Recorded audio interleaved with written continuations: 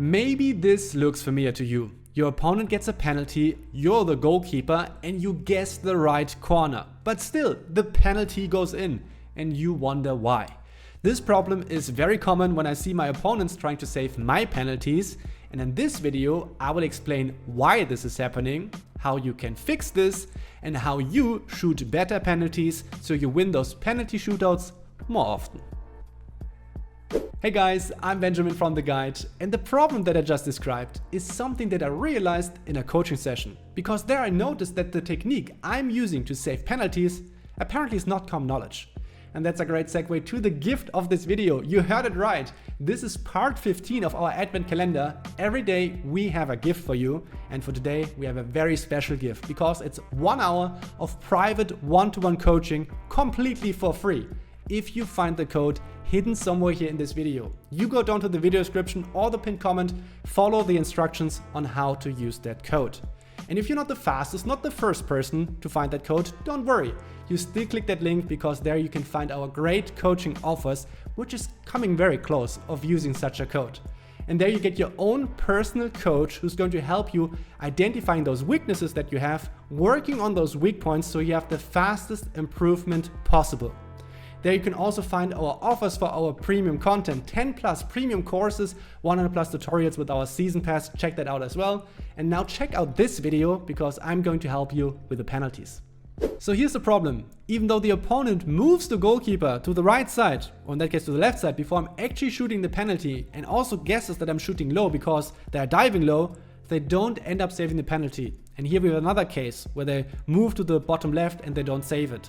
This is now with me being the goalkeeper, and as you can see, as soon as I have the right corner, I'm actually saving those. And no, the difference is not that these are high and the ones before were low. That's not the difference. In order to understand how to do this or why we can get away with this, I have to go back to FIFA 20, to the penalty system, because this was different, but there are some similarities.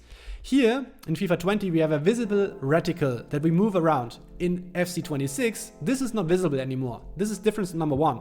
Difference number 2 is we had to aim to a corner, and as soon as we let go of the left stick, not moving it anymore, this goes back to the neutral position. This is also not the case anymore. It stays there in the corner. And the difference number 3, as soon as I'm done here finished with all the aiming, difference number 3 is you were able to aim outside of the goal if you move the left stick really far out to the corner. This is also not possible anymore. It always stays inside the goal in FC 26. So why is this important? So if we look at now FC 26, and let's say I'm aiming here to the bottom left, as you can see, and I would see like during the run-up that the opponent moves to the left side, I cannot change my outcome anymore. I cannot say like, oh, now I want to aim to the right side because I'm seeing this. No, I made my decision to shoot to the left side and I'm bound to this. I don't have a chance. The reticle, even though we don't see it, it's moving so slow, we are not able to move it to the other side. So why is this of relevance? Because it doesn't matter if during this time here, I see that the opponent moved the goalkeeper to the left side, so I think they will save it. Because I cannot react anymore as the shooter. I am bound to my decision that I'm shooting to the left side. So what do we learn from this? Is that we as the goalkeeper can make our decision, or should make the decision. That's the crucial point. We should make our decision before the opponent takes the penalty, because otherwise we're not saving this. So I will explain this in just a bit.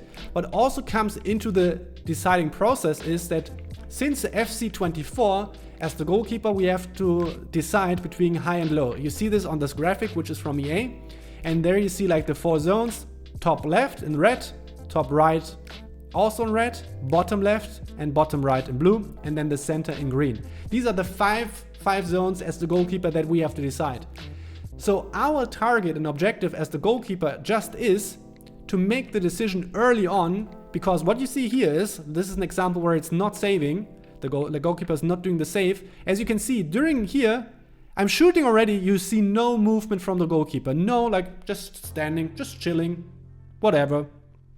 And then they guess right, but they are too late. That's how it is. That's the problem. They didn't, like the opponent, didn't make the decision early enough.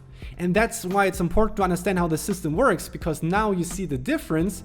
You see during the run-up, before, like clearly one step before the opponent shoots the penalty, you see like two things that I do in order to make this work. I start moving with the left stick into the corner, and you will see in the next examples that I do this also sometimes more clearly. So I have this one sidestep to increase the reach, and as I said, it doesn't matter because the opponent cannot change up their mind. It doesn't matter anymore because they cannot change in the other corner anymore. They made their decision. And then the next step is, besides like using the left stick to move to one of the sides, is then also flicking the right stick into that direction to really get this reaction going. And as you will see, I press this several times. So I actually trigger this kind of diving animation of the goalkeeper. So if you look at this example one more time, first left stick and then flicking the right stick. Unfortunately, in these examples, my controller overlay was turned off. I think it's just sometimes the game decides like to not show it during penalties. But here you see one thing clearly. Here you see like just before the opponent is about to shoot or take the penalty, I already moved to the side, and now you see already here my diving animation already starts. Like, just pay attention to this difference. Like my goalkeeper is already moved, not only just doing the sidestep to the side, but also actually starting with the dive. That is a huge difference to the other examples that we have seen before, because like if we go back to, for example, here, this example, now compare this. I already showed it to you. I'm about to shoot the penalty and the goalkeeper is just standing there. And now look at this react, like the ball is already flying. The goalkeeper is not doing anything. Why? Because the input was too late. The player was just waiting for like, oh, like try to react maybe. I don't know. But you have to do this before the taker is shooting the penalty. Then your player, like goalkeeper, is early enough with the dive, and then they have the required reach in order to save this. So this is how it works. You have to make your decision early on. Like, see, like I already make the first flick during the run-up because the opponent cannot react anymore. So bang, we save those penalties. That's the key difference. Here, as I said, like another example without the controller overlay, but you clearly see when my goalkeeper reaction starts. And now I want to explain on how I do those penalties. I already did the input here for the power up, or maybe it's not registering. Oh no, it does. Okay, so obviously how the system works, like in order I want to explain how to take good, clear, clean penalties so you keep scoring against those opponents who are too late with that. Because the theory is, if they are too late going into the corners, we want to have a hard and very well placed shot or penalty into the corner. So how do we do this? First of all, we pay attention to the composure ring, which is going low. At some point we start powering up, like it's now starting, bang, at some point we start powering up. So we try to have this as close as possible, but don't overdo it. It doesn't have to be perfect. Then my approach is, my technique is powering up a lot. 3 bars plus, like go for 3 bars. You need some power, like this helps. If the opponent guesses the right corner, this also makes it less likely that they save it because your shot is more powerful, well, less reaction time, more likely to go in.